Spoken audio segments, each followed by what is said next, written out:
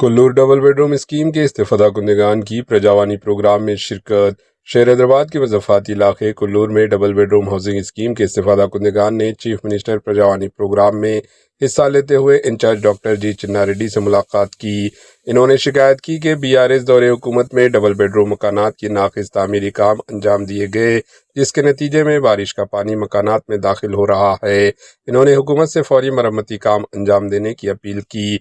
इस्तेफादा कुंदगान ने शिकायत की कि मामूली बारिश के साथ ही डबल बेडरूम मकानात की छत से पानी नीचे उतर रहा है।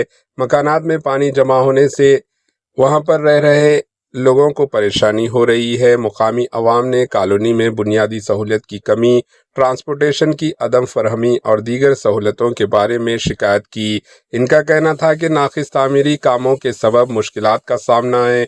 डॉक्टर चिन्ना रेड्डी ने managing director housing corporation Gautam से फ़ोन पर बातचीत की और मरम्मती कामों की अंजामदेही की हिदायत दी।